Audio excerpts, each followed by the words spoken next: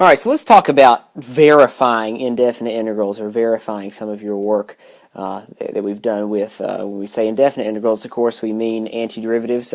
As a quick note before we get started, if you're unsure about the difference between definite and indefinite integrals, go ahead and check out my video on that very subject. It gives a pretty detailed step-by-step explanation of the conceptual mathematical differences between definite and indefinite integrals. It's called Integrals, Indefinite versus Definite, or something along those lines, and it's on this playlist of Calc 1 integrals on my channel. Alright, so let's go ahead and get started about verifying indefinite integrals. Well, what do I mean by the verification of indefinite integrals? Well, I mean, what if you have been given an integral, like you were told to, wrong thing there. You were told, alright, I want you to find the indefinite integral of x cosine x, x cosine x dx, and you did some work and you found out that you think the indefinite integral is x sine x plus cosine x plus c. You're pretty sure this is the answer. So how do we know if this is right? If we don't have at our disposal something like Wolfram Alpha or the calculator that allows us to take differentials or integrals. Alright, so what are we going to do? Well, let's think about for a minute what the indefinite integral is. What did we say it was? We said, of course, it's just the antiderivative. Well, what is the antiderivative? The antiderivative is, of course, f of x dx, indefinite integral. We're just saying what function or what value, when I take its derivative, is going to give me this. It's going to give me the f of x part in my indefinite integral. What is it? So if our little question mark over here is x squared, then its prime, of course, is equal to 2x. So if we have 2x here in this antiderivative, then we know that the antiderivative of 2x is just x squared, right? If we have over here a 6, the indefinite integral of 6 dx, then we know that our antiderivative is 6x, because 6x prime is just 6. If we have over here in our indefinite integral 0 dx, then we know that our indefinite integral is just c, because c prime is always 0, because c could be 1 or 7 or 14 or 62 or pi. It could be any constant, because all these things are going to differentiate straight down to 0. So that's what we mean. So we mean, when we say indefinite integral, we mean what is the antiderivative, and by the antiderivative we mean what function, when I take its derivative, gives me this function that I'm looking at. So I think a great way for us to verify this indefinite integral, to make sure that this little thing over here on the right is actually correct, well, why don't we just say x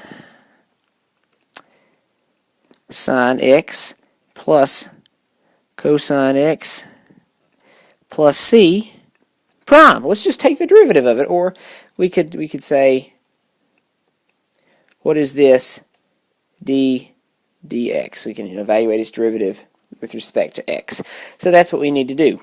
We need to go ahead and take the derivative of our answer, because if this is an indefinite integral, then it's an antiderivative. And if it's an antiderivative, if we've done our work right, when we take the derivative of our answer, we'll get what we had to start with.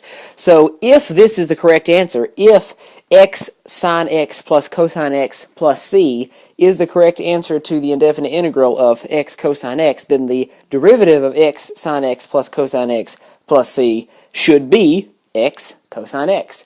Well, let's go ahead and get started to see if we're right. We'll have to pull some tricks out of the bag. We'll have to just remember how to differentiate x sine x plus cosine x plus c. We'll have to figure out how to differentiate this. So it shouldn't be that hard. Let's break this up into a couple of parts and some simple steps to go ahead from here. So the first thing we need to do here is let's go ahead and differentiate this sum by a term. So what do I mean by differentiate this sum by term? Well, I mean that we have right here, going into things, we have x sine x plus cosine x plus c. Let's break this up. We have a term here, we have a term here, we have terms here. So let's go ahead and break this up, okay? The first thing we need to break out of this is the crazy obvious part. Let's break out c. So what is c prime? Let's get a black marker here. So let's break out c. C prime. Yikes, don't know what this is. C prime is always 0, right? C prime is 0 because the derivative of any constant is 0, and C just stands for constant. So C prime is 0. We have taken care of this. This is done. We don't need to worry about it. Now, the next thing we need to take care of is simplification. So let's simplify our expression of x sine x plus cosine x. Let's just break this out. Let's say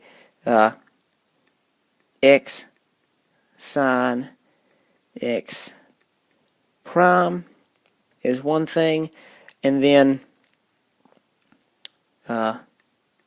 cosine x prime is something else.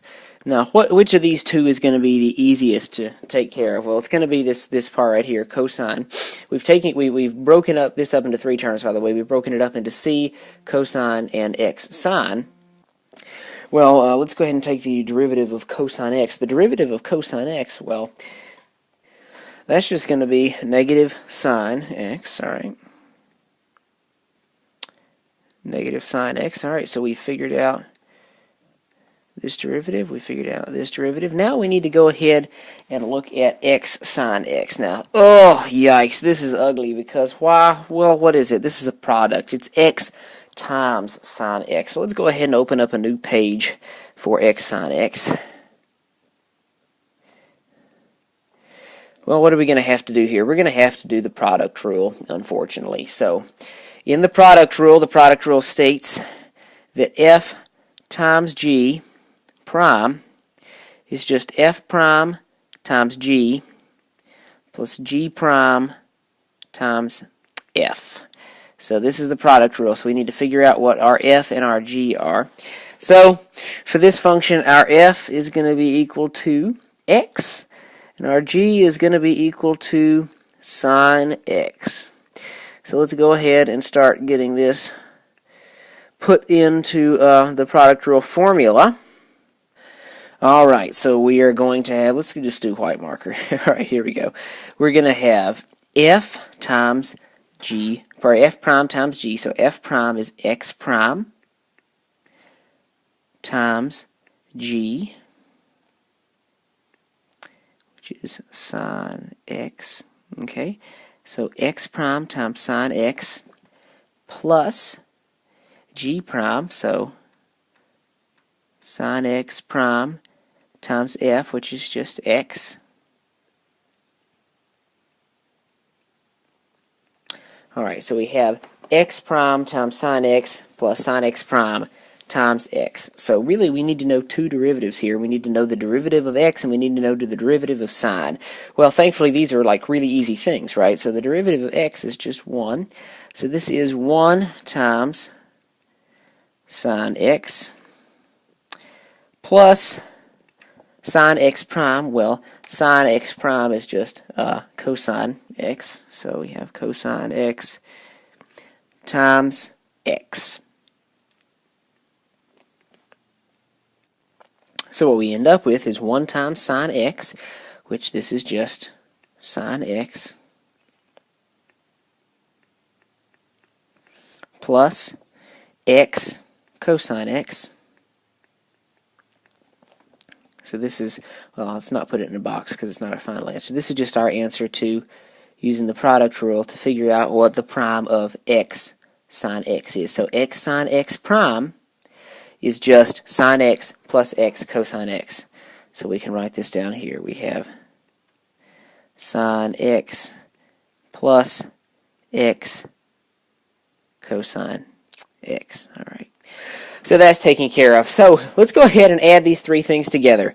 So because that's all we need to do now. We've differentiated by term, which made this a lot easier. We could focus on one thing at a time and not have our ADD get the best of us.